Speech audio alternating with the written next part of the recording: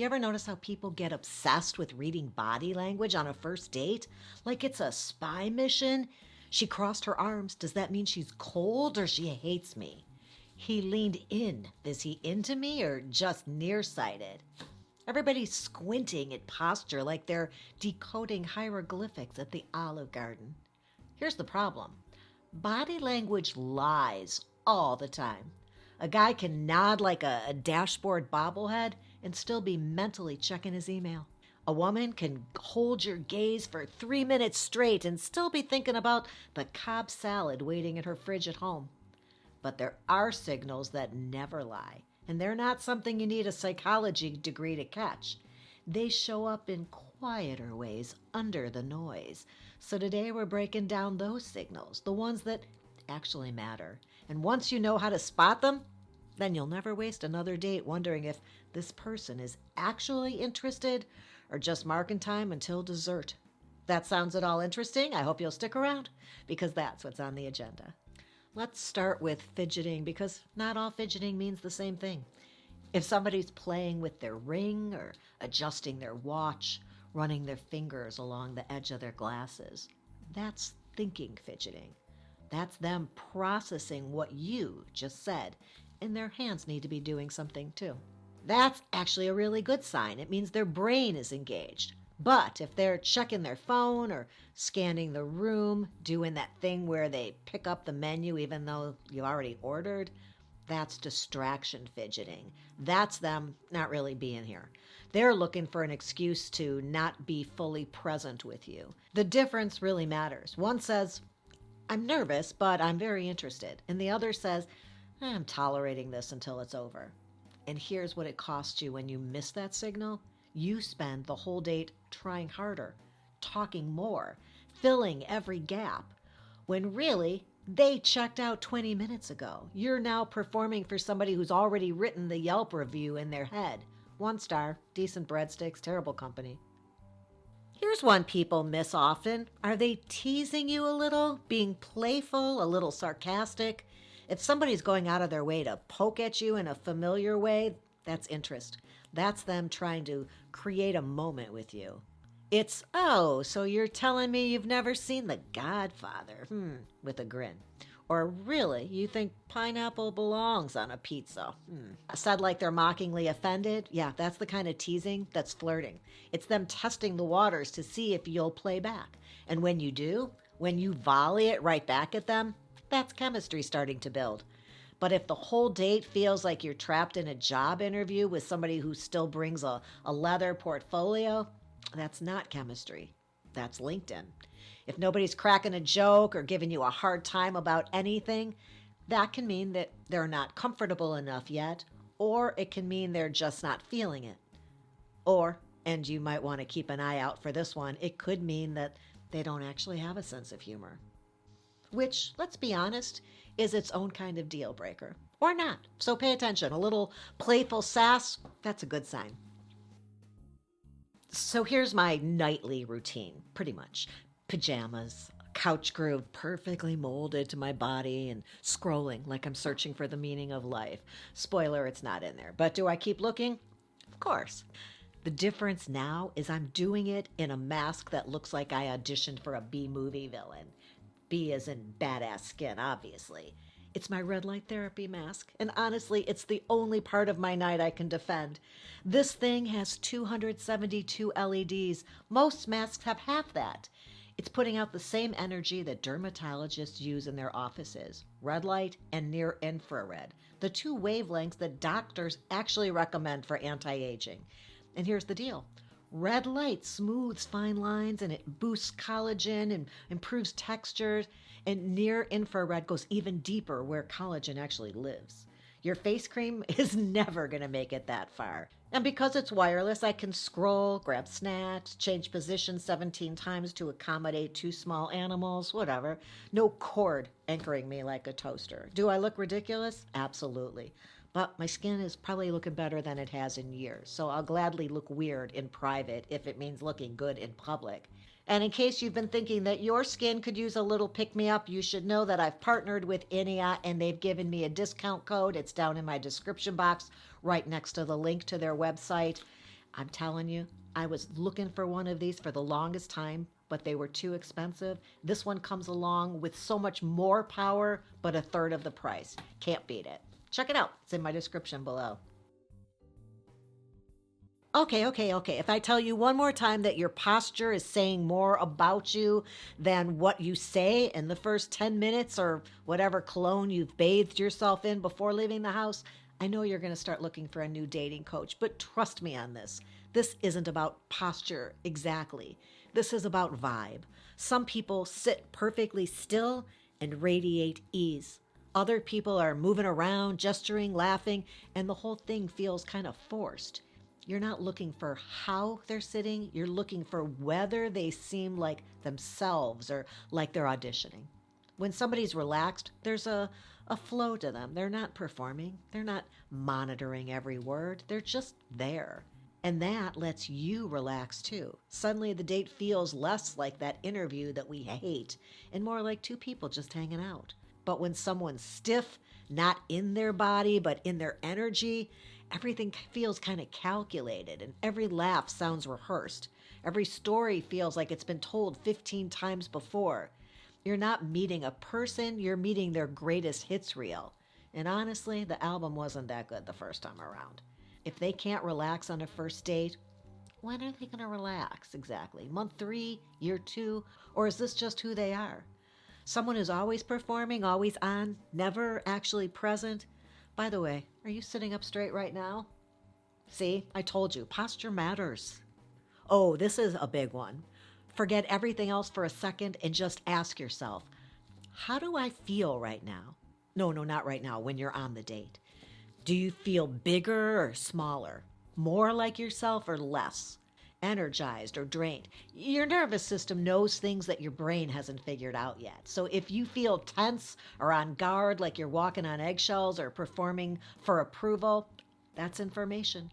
If you feel totally relaxed, though, and curious, maybe a little giddy, that's information too. The right match doesn't make you shrink. They don't make you second guess every sentence or monitor your laugh or wonder if you're being a little too much. They make you feel like the best version of yourself just showed up without even trying. I had a client tell me about a date where everything she said looked perfect on paper. The guy was really polite and successful and he said all the right things, but she left feeling a little off, like she'd taken a test that she wasn't really sure she'd passed, and she ignored it for 3 more months, which, to be fair, is exactly how long it takes some people to quit a bad haircut. On a good date, you feel like the other person is interested. On a really great date, you walk away thinking, damn, I was charming tonight. I haven't been that funny in quite some time. So trust how you feel, not what you think you should feel, not what makes logical sense, but what you actually feel, because your body's already reading the room. Listen to it. Here's a weird one. Pay attention to your own sense of humor on the date. If you're cracking jokes that feel natural and they're laughing, not polite laughing, but actual laughing, that's chemistry. You're not performing, you're just being you, and it's landing. But if you catch yourself trying too hard to be funny or holding back because you're not sure that they'll get it, or worse, laughing at things you don't actually find funny just to keep the energy up, that's a mismatch.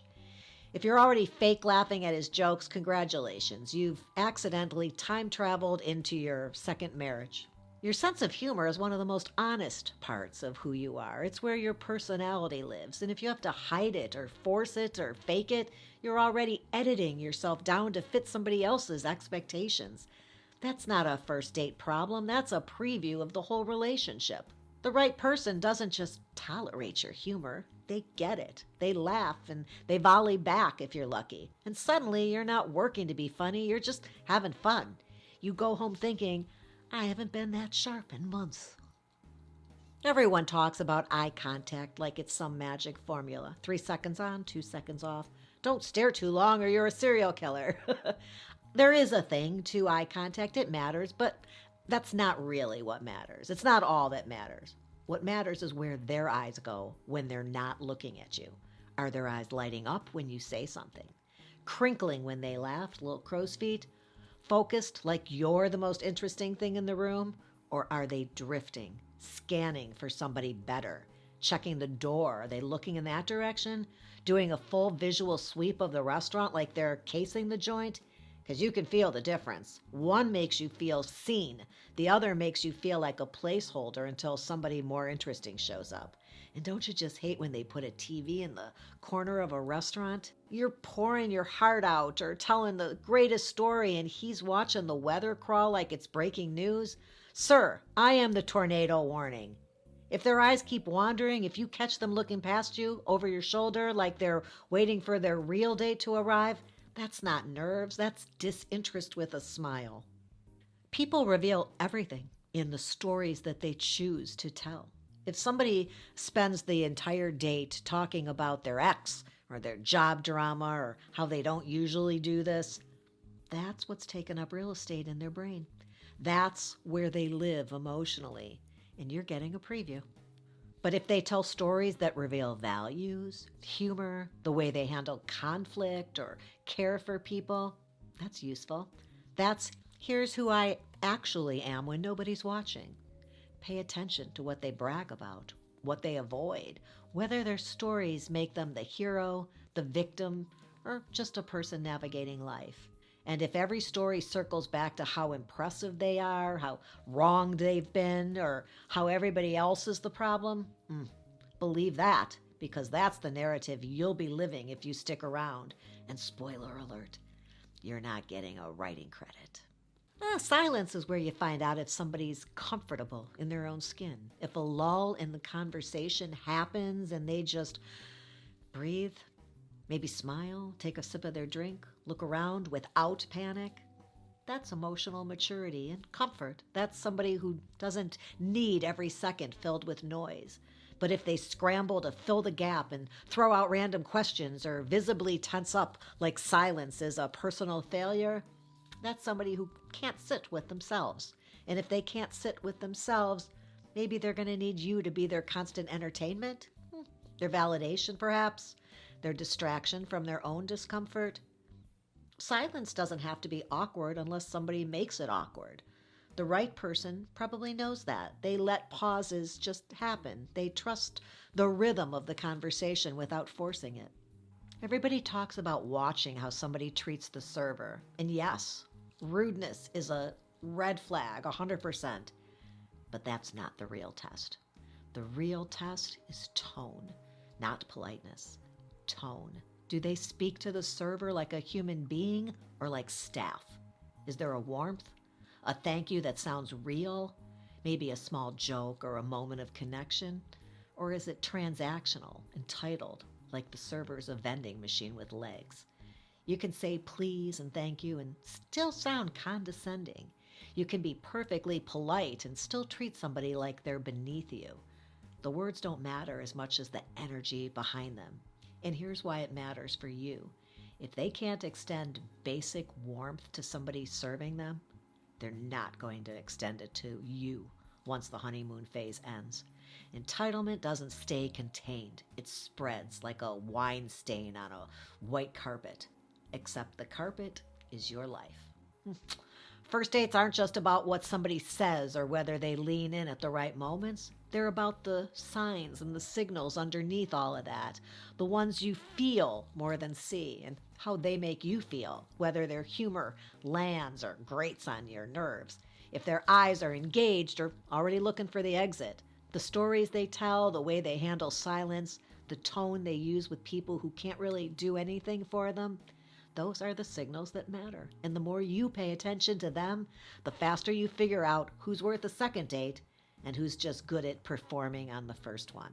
The right person doesn't make you work this hard to decode them.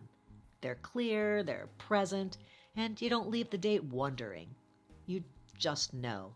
All right, I hope you found that interesting and or helpful. If you did, you might want to check out this episode here. And hey, before you go, please give my little mama here the thumbs up she's requesting. Honestly, half the comments are people sending their love to my mother. So at this point, I'm just the opening act. And don't forget to subscribe before you leave. I appreciate you being here today, and until next time, have a good one.